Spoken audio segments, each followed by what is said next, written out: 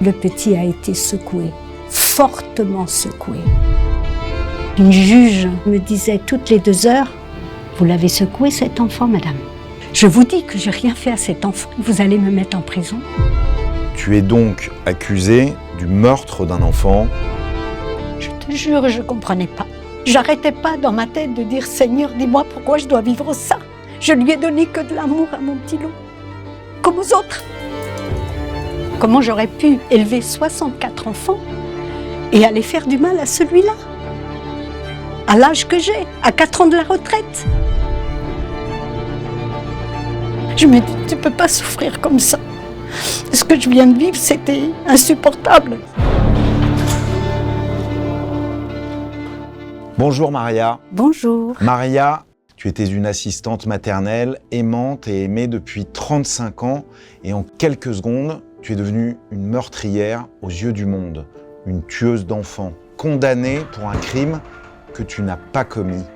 La honte et la colère, c'est, j'en suis sûr, ce que chacun ressentira en écoutant aujourd'hui ton récit qui commence en 2015. Tu reçois alors chez toi un bébé, le 64e de ta vie de nounou. En septembre, c'est des parents, quand ils ont eu le bébé, ils ont sauté sur l'occasion pour me demander de garder leur bébé. J'ai dit oui et c'était parti pour la garde comme les autres. Il a 4 mois. Oui. Donc c'est un tout petit bébé. Un tout petit bébé. Et il n'y a pas de problème particulier. Non, gentil. Mais dès le début, c'est-à-dire déjà au début octobre, j'avais remarqué que quand je l'allongeais, il n'aime pas. Il aime être avec la tête en hauteur. Comment tu le sens? Comment tu le sais ça qu'il n'aime pas? Parce que si je l'allonge, il crie. Je le prends dans mes bras, il s'arrête net. Si bien que quand je vais au relais des assistantes maternelles, parce que j'y vais 2 fois par semaine, pour les activités des enfants, pour qu'ils s'habituent au contact avec les autres. Et donc tu l'amènes et là-bas tu en parles justement? J'en parle à ma responsable du relais et je lui dis, écoute Aurélie, j'ai l'impression que mon bébé... Moi, je disais toujours mon petit, c'est mon petit, c'est mes petits à moi, voilà. Et j'ai l'impression que mon petit, il n'évolue pas comme j'ai l'habitude de les voir évoluer. C'est-à-dire, je les mets sur le dos, il n'essayait pas de se tourner, par exemple. Je le mets dans le transat, je lui donnais des jouets.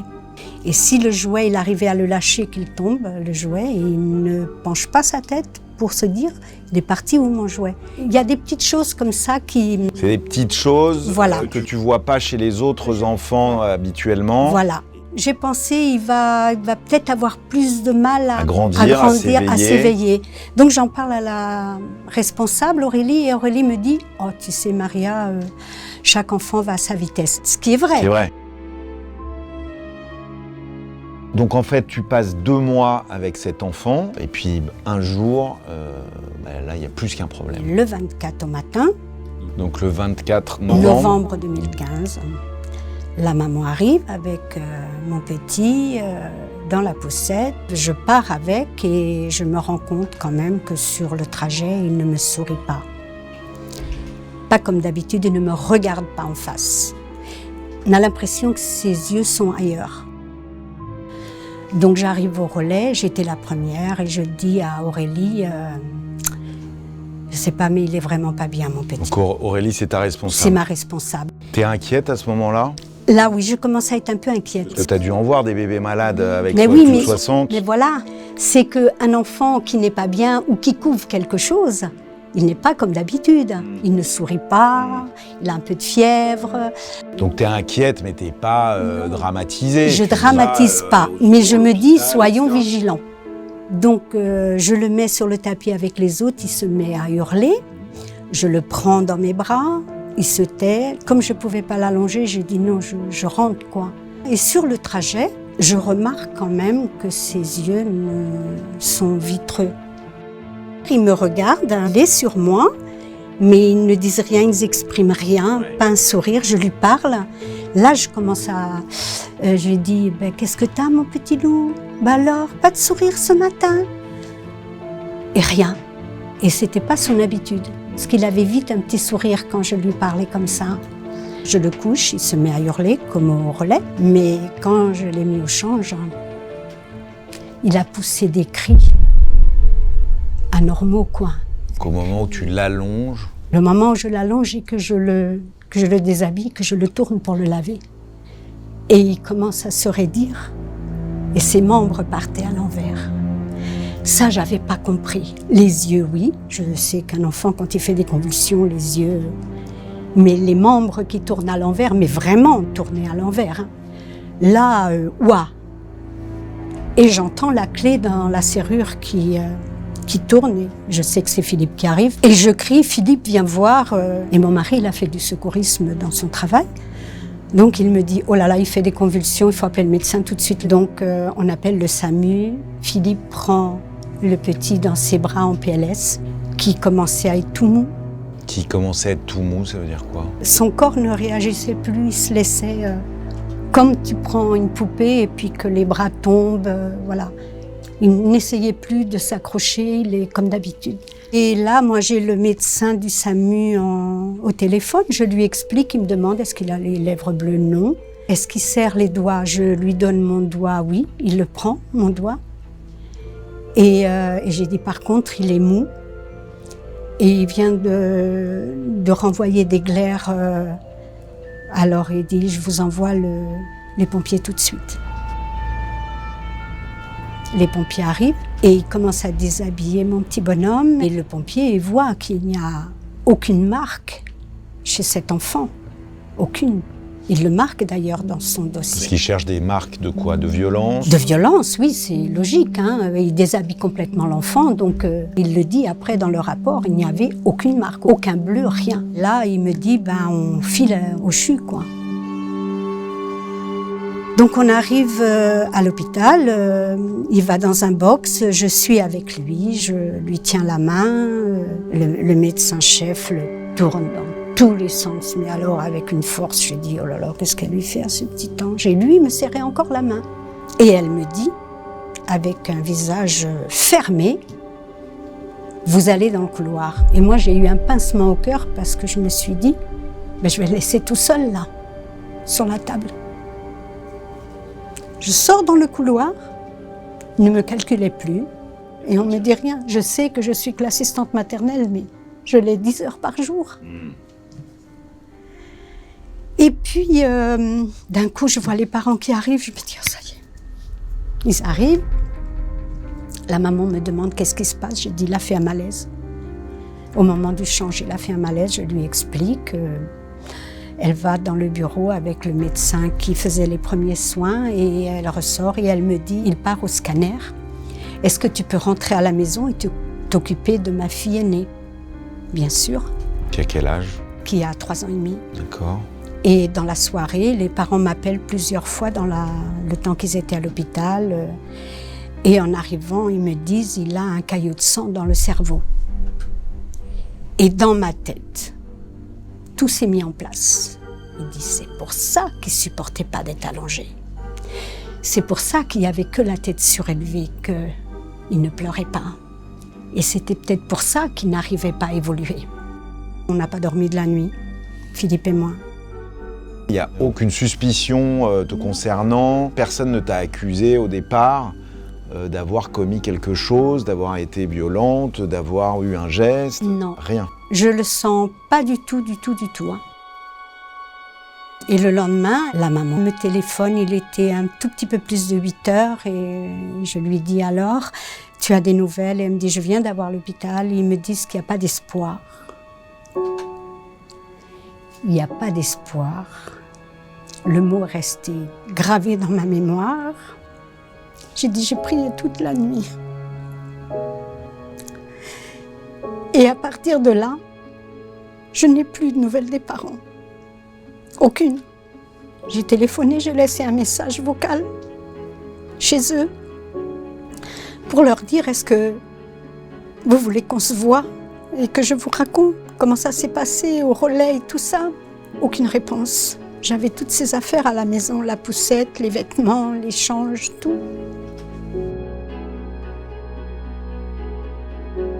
Comme je n'arrivais pas à voir les parents, mes collègues me disaient « passe au relais et viens nous voir, reste pas toute seule ». Donc j'y vais et puis c'est la responsable qui me l'annonce, qui me dit « ton petit est décédé ». Et là je sens plus mes jambes, quoi. Le jour de l'enterrement, donc on y va avec mon mari. Moi j'ai vu à la tête des parents qui ne voulaient pas me parler, qui ne voulaient pas me voir. Tu comprends pourquoi à ce moment-là? Non, non, pas vraiment. Je me dis, ils sont peut-être dans la recherche du pourquoi. Qu'est-ce qui s'est passé? Et donc ce jour-là, après l'enterrement, je vais à la PMI, elle me fait parler, je m'écroule, je lui raconte tout. Et elle me dit juste, voilà, on va vous suspendre pour 4 mois. En fait, ils disent si dans 4 mois, il n'y a pas d'éléments contre vous, vous reprenez le travail. Prenez votre travail. Avec quel ton on s'adresse à toi, à la PMI? Est-ce que c'est soupçonneux, froid? Froid.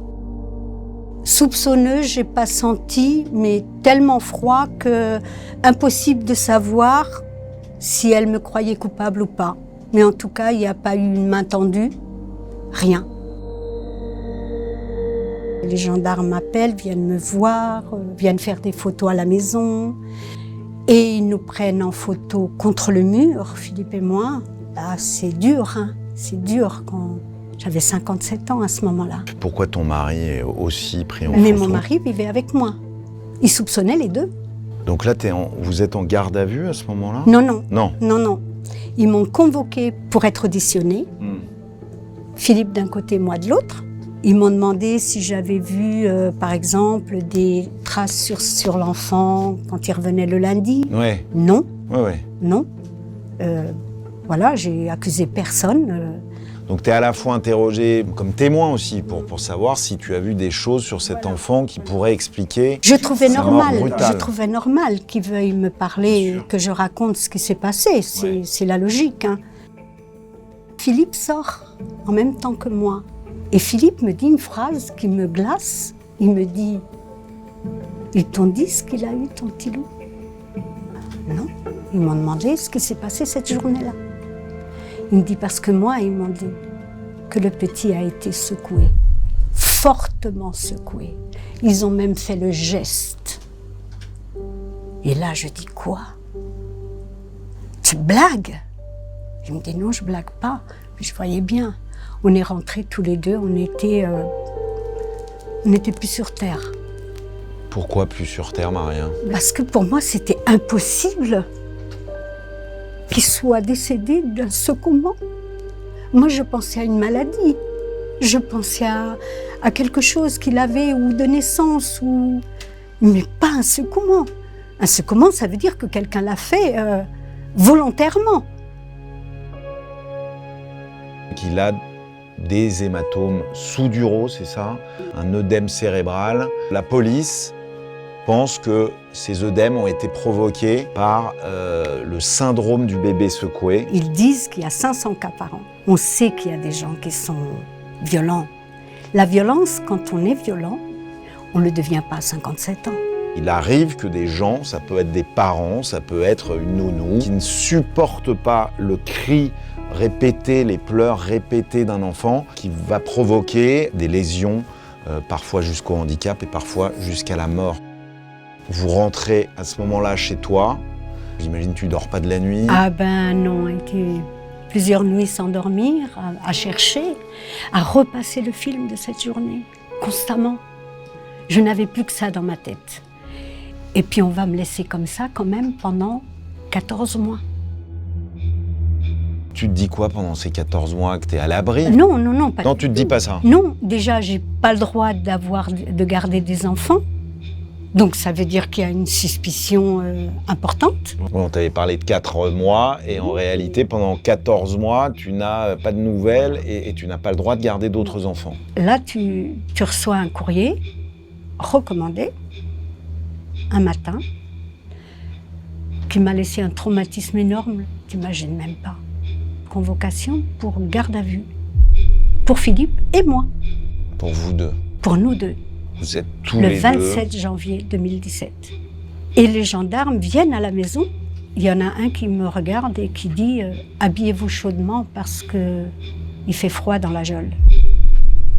Et je sais que Philippe lui a dit il est temps parce que là, on en a marre. 14 mois qu'on vivait comme ça. Pardon, qui lui fait? Oui, monsieur, prenez un avocat, qui lui dit. Prenez un avocat parce que vous allez en avoir besoin. Donc, on prend l'avocat de l'assurance qui est venu faire la garde à vue avec moi. Et je lui avais expliqué un peu ce qui s'était passé. Il dit, oui, mais là, on va leur dire, hein, vous avez des témoins, les nounous qui étaient là avec vous ce jour-là, elles vont témoigner. Il est confiant. Dans son bureau, il était confiant. À la gendarmerie, il ne l'était plus. Hein, parce que les gendarmes, à la garde à vue, l'ont fait sortir au fond du couloir, parlait à voix basse avec lui, et quand il est revenu s'asseoir près de moi, il ne me calculait plus. Il ne m'a plus regardé. Donc on rentre dans le bureau tous les deux, et il me dit alors, vous l'avez secoué ou vous l'avez pas secoué? Ben non, je l'ai pas secoué. C'est ton propre avocat qui te demande ça? Mais non, je l'ai pas secoué. Avec cette brutalité? Ouais, voilà sa réponse. Bon, bah d'accord. Et voilà. Et la garde à vue était faite. Et là, vous allez voir un juge. On vous emmène au tribunal de Nantes. J'ai un juge d'instruction en face de moi, avec une tête qui te glace. Vous n'avez pas de casier judiciaire, il n'y a rien dans votre carrière, mais je vais vous incarcérer pour vous faire réfléchir. Je le regarde, je fais pardon. Je vous dis que j'ai rien fait à cet enfant, vous allez me mettre en prison? Ben oui, madame. Et il m'emmène en prison.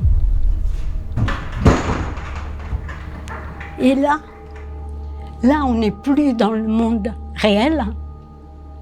Là, c'est déshabillez-vous, montrez-moi vos... Écartez-vous, montrez le dessous de vos pieds. Faites un sourire à la caméra, on va vous faire une photo. J'ai 57, 60 ans. Et je me dis, mais c'est quoi? C'est quoi ça? Tu vis un cauchemar. Je te jure, je ne comprenais pas. J'arrêtais pas dans ma tête de dire « Seigneur, dis-moi pourquoi je dois vivre ça ?» Je lui ai donné que de l'amour à mon petit loup, comme aux autres. J'ai eu des enfants qui ont beaucoup plus pleuré que lui. Et je ne les ai jamais secoués ni donné de fessées. Maria, explique-moi comment on voit ta sincérité, tes larmes. On voit que tu vis au fur et à mesure un cauchemar, quelque chose qui te dépasse. Pourquoi tes mots au commissariat, pourquoi tes mots face au juge d'instruction n'ont pas d'impact? Pourquoi il te croit à ce moment-là coupable? Je criais mon innocence, mais il ne m'écoutait pas. J'imagine bien que Bien sûr, comme je fais avec toi, je le faisais avec lui. Comment j'aurais pu élever 64 enfants et aller faire du mal à celui-là? À l'âge que j'ai, à 4 ans de la retraite. La surveillante me met dans une cellule, une femme très gentille. Et elle me dit, vous inquiétez pas, demain on vient vous voir. On vous explique tout le déroulement, comment ça se passe ici. Et là, je suis restée toute la nuit assise sur le lit. J'avais rien sur moi. Tu es dans une cellule, seule, dans une maison d'arrêt. Dans une maison d'arrêt, la cellule des arrivantes. C'est-à-dire que pendant 2 semaines, tu n'as pas le droit de voir les autres, tu n'as pas le droit d'aller en promenade avec les autres, tu dois être seule. On appelle ça le choc carcéral, parce que tout d'un coup, on se retrouve dans une solitude profonde, enfermé entre 4 murs, avec l'impossibilité de communiquer. Il y a d'ailleurs beaucoup de taux de suicide exactement à ce moment-là. J'ai eu envie de le faire. Mais tout est accroché au sol. Le couteau, c'est un couteau à beurre. Tu peux rien faire. Je me dis, tu peux pas souffrir comme ça. Ce que je viens de vivre, c'était insupportable. Qu'est-ce qui est le plus insupportable dans ce que tu es en train de vivre à ce moment-là? L'injustice et d'être loin de ma famille. Tu es en prison, tu n'es pas dangereuse pour la société, donc on te libère au bout de 17 jours. Tu ne sais rien. Ton mari revoit l'avocat qui était présent pendant la garde à vue et lui dit « Votre femme est une menteuse ». Pourquoi votre propre avocat te traite de menteuse. Parce que pour lui, c'est moi qui avais fait ça. Et les gendarmes ont bien travaillé à le mettre avec eux. Vous voyez, il a montré le résultat des experts que moi, je ne connaissais pas. Ça ne peut être qu'elle, puisque l'enfant fait le malaise juste après avoir été secoué. Oui, mais l'avocat, encore une fois, on peut lui montrer des éléments, parfois même beaucoup plus accusateurs que ceux-là. Mon mari a été à l'assurance, il leur en a parlé. Il a dit c'est anormal qu'un homme comme ça défende vos clients. Et après, mon mari cherche donc un avocat parce qu'il n'avait plus confiance dans l'assurance, évidemment. Et il trouve un avocat qui a pignon sur rue, qui est un très bon avocat.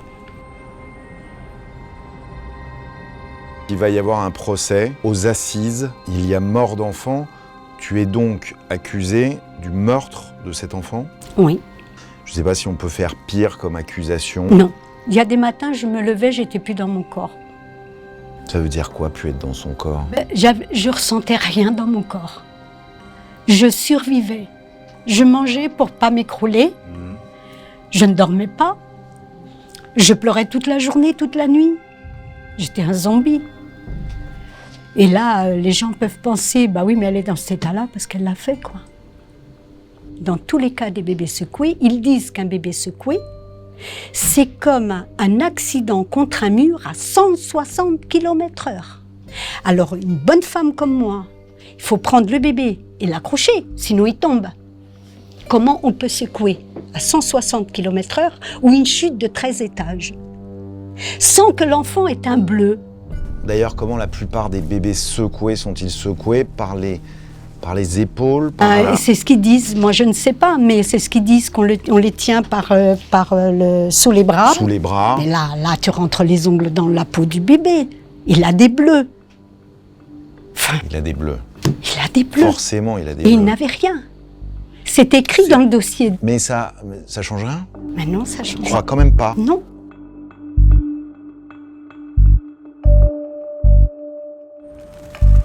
Donc ensuite, le procès a lieu, c'est long.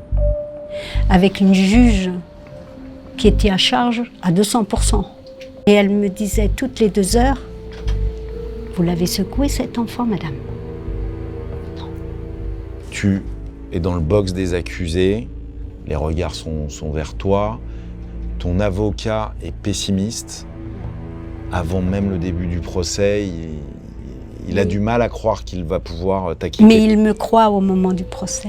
Il te croit, mais il est... Au moment du procès seulement, pas avant. Hein. C'est la semaine du procès qu'il a cru en moi. Parce que les enfants que j'ai élevés ont défilé à la barre. Les parents de mes petits ont défilé à la barre. Et qu'est-ce qu'ils disent? Et ils ont dit, vous êtes en train de juger une personne que vous ne connaissez pas. Mais nous, elle nous a élevés. Et on sait ce qu'elle est. Qu'est-ce qu'ils disent sur toi? Les enfants, ils ont dit qu'ils ont eu autant d'amour de nous, de tonton et tati, que de leurs propres parents.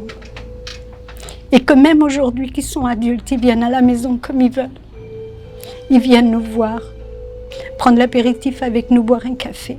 Il n'y a pas... Allez, tous les 15 jours, j'ai un petit message. Comment tu vas, tati? Dis-moi, comment tu vas? C'est la plus belle récompense de ma vie, de ma carrière.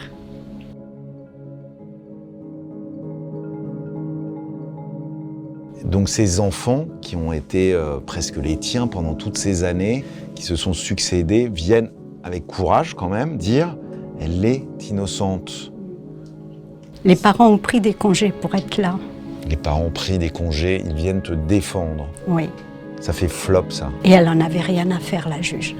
Pourquoi elle en a rien à faire? Ah ça, je sais pas. Elle a dû avoir des gros problèmes dans sa vie pour pas écouter ce qu'on lui dit, cette femme. Qu'est-ce qu'elle t'oppose? Sa réponse, quand je disais quelque chose, c'était « vous êtes médecin, madame ». Et les experts disent en visio « c'est un secouement ». Tu es accusé, quasiment condamné avant même que ça ait commencé. Ça dure combien de jours? 4 jours. Tu risques plus de 30 ans de prison. Oui. Quelle est la peine? Elle m'a dit vous avez une carrière exemplaire, mais vous avez été la dernière à avoir l'enfant, donc je vous mets 12 ans. Quand j'ai pris les 12 ans, Maître Cabioche vient avec son collègue qui m'a défendu aussi avec lui, et ils me disent Je sais que vous n'allez pas aimer ce que je vais vous dire. Bon. En fait, vous auriez avoué l'avoir fait, vous auriez pris moins. Pardon. Il fallait que je mente. J'ai levé la main droite pour dire « je le jure » et vous vouliez que je mente. Il dit « je sais, c'est incompréhensible, mais pourtant c'est comme ça ». Et mon regard s'est tourné vers mon mari, il s'est levé, mes enfants se sont écroulés sur leur père. Et je ne comprenais pas. J'ai dit « je retourne ». Et je suis retournée. En prison. Je suis retournée en prison. Ligotée comme un chien avec la laisse. Et arrivée à la prison, là je savais un peu comment ça fonctionnait. Il y a des surveillantes dans cette prison de Nantes qui sont des vrais anges gardiens. Elles m'ont beaucoup protégée. J'ai demandé à travailler, elles m'ont fait travailler parce qu'il y en a qui voulaient me tabasser. Pourquoi certaines détenues voulaient te tabasser? Elles sont folles dingues. Hein. Tout est bon. Et puis alors, j'ai été pour la mort d'un enfant. Déjà, en dehors de ça, elles se cognent les unes les autres. La chance que j'ai eue, c'est d'avoir l'âge que j'avais. Parce que quand elles ont commencé à dire « t'as de la chance d'être une daronne ». Waouh, c'est quoi une daronne? Je ne savais pas. J'ai appris des choses que j'aurais jamais dû savoir. Allez, tout à l'heure. Elles ont beau être incarcérées pour des motifs parfois très graves, de violences très graves. La mort d'un enfant, le meurtre d'un enfant, ça n'est pas acceptable pour ces détenues, non. Y compris ces détenues dangereuses. Voilà. Donc certaines, j'imagine, voulaient quasiment ta peau, oui. Parce qu'elles te croyaient évidemment coupable de la mort d'un enfant. Mais tu es quelque part protégée parce que tu es une daronne. Je suis une daronne. Et puis aussi parce que les surveillantes faisaient très attention. Ouais. Et quand j'ai commencé à travailler, je lavais le linge des détenus. Et je faisais comme si c'était pour moi. Je faisais très attention. Je pliais comme il faut. Je leur mettais devant la porte. Je travaillais toute la journée. Et là, elles ont commencé à me regarder différemment. Il y en a une qui a commencé à me dire « Merci, hein, Maria, pour le linge. C'est comme à la maison. Il est plié comme ma maman, elle fait. » Et elle me remerciait et ça a commencé à aller un peu mieux. Mon fils qui venait me voir, mes 3 enfants venaient me voir toutes les semaines. Et mon fils aîné me disait « Maman, il faut que tu fasses toutes les activités qu'on te propose pour sortir de la cellule, pour pas devenir folle. » Mais c'est exactement ça. Ça a duré combien de temps? 8 mois. Pendant 8 mois, tu es dans cette prison. Oui. Tu as fait appel. Tu sais qu'il va y avoir un autre procès. Tu refuses ta condamnation. J'imagine que ça te maintient en vie, entre guillemets. Oui, mais j'avais un peu peur parce qu'on m'avait bien prévenu que je pouvais prendre plus. Ouais. En faisant appel. C'est ça, tu peux effectivement te prendre une peine de 30 ans de prison. En tout cas, on peut avoir l'impression depuis le début de cette interview que tu es coupable parce que depuis le début de cette interview, finalement, tout le monde t'a accusé. Ce qui va convaincre finalement le jury, c'est justement le périmètre du crâne de ce bébé qui a évolué de manière anormale finalement. En 4 mois, il avait pris, je crois, 9 cm, si je ne dis pas de bêtises, 7 ou 9 cm en 4 mois. C'est énorme. Et ça se voyait à la photo que les parents ont montrée dans la salle. Ça se voyait. Là, le pédiatre aurait pu... Enfin, moi, quand je vois tous les cas, pas que le mien, que les pédiatres ont ces enfants, dans les tribunaux, ils disent « non, il allait très bien ». Ben oui, mais c'est écrit sur le carnet de santé que le périmètre crânien n'était pas normal. Pourquoi ils ne le signalent pas ? Ce sont des mesures qui alertent sur des malformations, sur des pathologies. Rien ne s'est passé. On est arrivé à trouver dans la nuque du sang séché. Ton avocat l'a mis en évidence et c'est déterminant, ainsi que à nouveau le témoignage des enfants que tu as gardés, qui a bouleversé la salle, oui. Qui a fait pleurer une partie de l'audience. Oui. Parce qu'il a dit quoi, hein? C'est lui qui a dit « Vous êtes en train de juger une femme que vous ne connaissez pas. Moi, j'ai vécu dans l'intimité de mon tonton et de ma tati. Et si j'ai fait le métier que je fais aujourd'hui, c'est un peu grâce à eux parce qu'ils m'ont toujours poussé, toujours aidé. J'ai gardé la fratrie, les trois. Et ma petite Amandine qui est dans le médical aussi, qui est aide-soignante, elle a expliqué plein de choses. Elle a dit comment on était. Je ne veux pas me mettre en avant et dire non, c'est juste que j'ai fait comme si c'était les miens, c'est tout.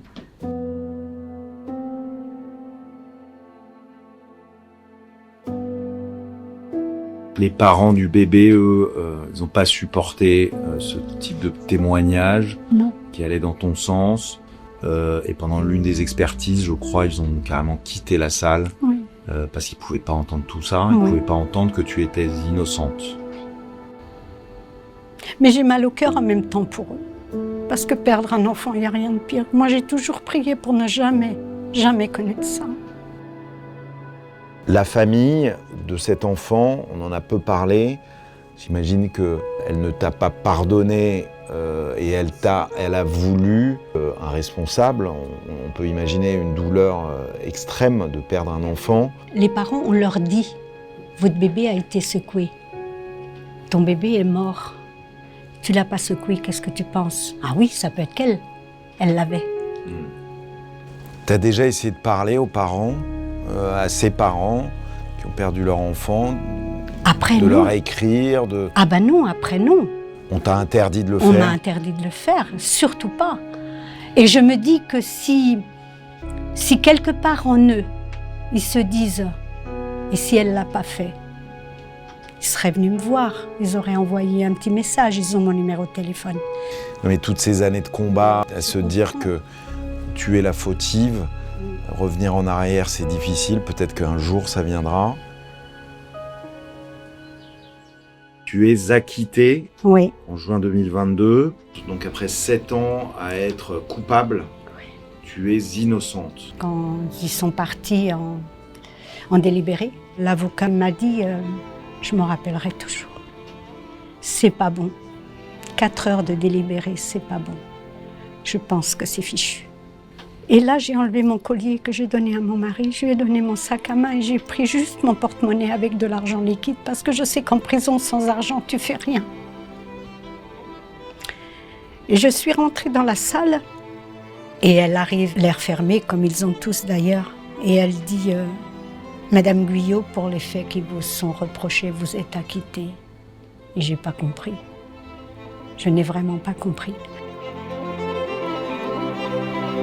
J'ai juste vu Grégoire qui sautait comme un fou alors qu'il venait de dire à toute ma famille de ne pas dire un son par rapport aux parents, ce que je peux comprendre. Et il y a un gendarme qui vient et me dit « Venez, madame.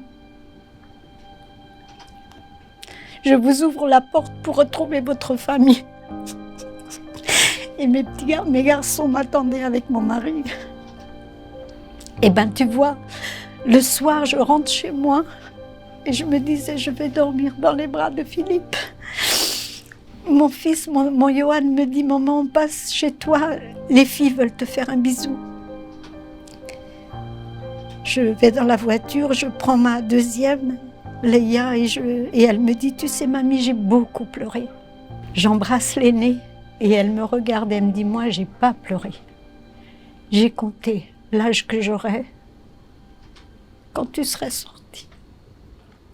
Et j'ai réalisé à ce moment-là combien si jeune elle avait souffert. Tous ils ont souffert. Ma maman est décédée parce qu'après elle s'est lâchée. La justice française a tué ma famille. Elle nous a brisés. Je ne leur pardonnerai jamais. Jamais, je ne peux pas. Et pourtant, je crois en Dieu. Je suis chrétienne, mais je ne leur pardonnerai pas. Les violeurs sont dans la rue. Les assassins sont dans la rue. Et moi, ce que j'ai vu en prison, c'est quelquefois des femmes qui ont juste voulu se protéger. La justice française aurait pu faire autrement concernant... Oui. Ils ne m'ont pas écouté. Non seulement pas cru, mais ils ne m'ont pas écouté. L'enquête a été faite n'importe comment. Je voudrais aujourd'hui avoir les 2 gendarmes en face de moi et leur dire ce que je pense de leur façon de faire. Qu'ils fassent l'enquête, c'est normal. Qu'ils te bousculent, c'est normal. Mais pas comme ça. Maria, après cet acquittement, voilà, tu es totalement blanchie, on voit tes larmes et on comprend que c'est pas le bonheur Béa qui a pris la place de ce cauchemar. Tu as trop perdu dans cette histoire. Tout ce qu'on a gagné dans notre vie pour notre retraite est parti pour me défendre de ce que j'ai pas fait. T'es marqué dans ta chair, tu regardes un film, il y a une prison, et tout te ramène tout le temps à ça.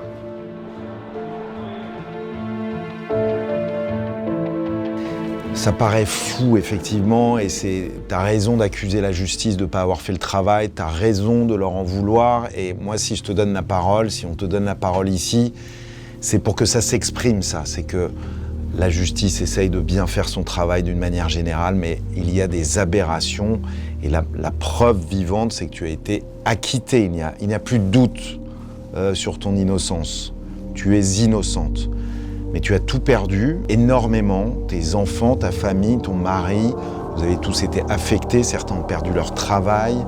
On ne parle pas de l'argent qui a été perdu dans toutes ces procédures, le manque à gagner aussi. Ta réputation, ce que le monde a pu penser de toi, malgré tout ce que je suis en train de décrire et qui est un truc invraisemblable et dont je me dis mais comment peut-on se relever de ça? Ma question c'est est-ce que tu arrives à donner du sens à ça? Ce qui m'a aidée, c'est l'amour de ma famille. C'est Philippe qui est là, même quand je vais pas bien et que j'ai perdu confiance en moi. C'est mes petits-enfants. Ils sont toute ma vie, ils sont mon oxygène. Et puis Philippe supporte, parce que pour lui, c'est pas facile non plus. Il a quand même fait un cancer, une embolie pulmonaire par le choc. Il a souffert autant que moi. Il n'était pas dans la prison, mais quand même un peu. Mais c'est d'aider les autres qui sont dedans qui m'aident. Je sais, il y en a qui me disent, même dans mes enfants, arrête, passe à autre chose. Ils ne se rendent pas compte qu'on ne pourra plus jamais. Moi, je ne pourrai plus jamais passer à autre chose. Mais si aujourd'hui je témoigne, si aujourd'hui je me bats pour cette cause, c'est pour que jamais mes petits-enfants ne soient à ma place. Parce que demain, ça peut être n'importe qui. Tu penses à ce bébé tous les jours? Je lui ai demandé de l'aide tout le temps que j'étais là-bas en prison. Et même après, pour le procès. Je lui disais dans mes prières, s'il te plaît, toi tu sais, alors aide-moi, je t'en supplie. Ce que lui sait. Tu écris à des femmes détenues, c'est ça? Oui. Des femmes qui sont accusées d'avoir secoué un bébé. Que tu sais innocente ou pas. Il y en a, t'as des doutes. Ok. Là, j'ai pas envie de leur écrire parce que j'ai des doutes. Et il y en a, tu es sûr qu'elles n'ont rien fait. Une personne qui te parle de ce qu'elle a enduré, comme moi je suis en train de te parler, déjà, elle dit toujours la même version. Elle ne change jamais sa version parce que c'est ce qui s'est passé et rien d'autre. Et puis, elle demande de l'aide et tu le sens à sa façon de t'exprimer, de te parler, parce que tu l'as vécu. On ne sent pas de colère chez toi, si ce n'est la colère vis-à-vis de la justice qui t'a injustement condamné.